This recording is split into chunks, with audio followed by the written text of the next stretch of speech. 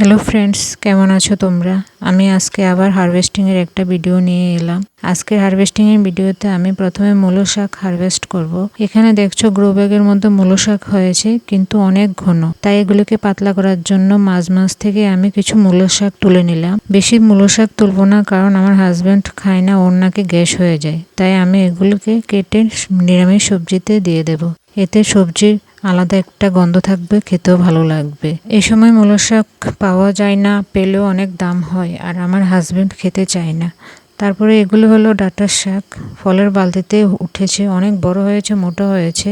এগুলোর জন্য আমার ফলের গাছগুলো গ্রোথটা ভালো হচ্ছে না, তাই এগুলোকে কেটে দিলাম। এই শাকগুলো অনেক মোটা হয়েছে, দুটো তিনটে দিয়ে একটা তরকারি হয়ে যাবে। এই দেখুন না, আমি কতগুলো শাক একসাথে তুলেছি। সবগুলো শাককে একসঙ্গে করলে অনেকগুলো আমার দুদিনের তরকারি হবে। এখানে কিছু মাছ দিয়ে রান্না করব, আর কিছু নিরামিষ সবজিতে দিয়ে দেব।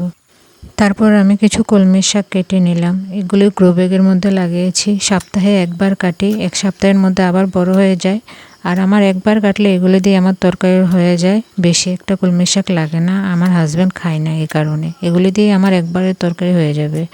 তারপর আমি যে শাকটা কাটবো, এই শাকটার নাম আমি বলবো না, তোমরা কমেন্টে বলে দিও এই শাকটার কী নাম হতে পারে। এই শাকটার ধারণা দেওয়ার জন্য আমি কিছু ক্লু দিয়ে দিচ্ছি। এই শাকটা আমাদের শরীরে হিমোগ্লোবিনের চাহিদা মেটায়।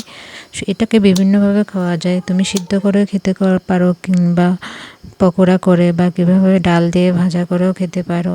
আর এই শাকটার ফুলটা দেখো কি সুন্দর, মনে হয় যেন আমি ফুলের জন্য গাছটাকে লাগিয়েছি। তাহলে তোমরা নিশ্চয়ই কমেন্টে জানাবে যে আসলে এই শাকটার নাম কি। এটা আমাদের প্রয়োজন, এটা সবার বাড়িতে থাকা উচিত আমার মতে। এ হলো আমার আজকে 4 ধরনের শাক হারভেস্টিংয়ের ডালা।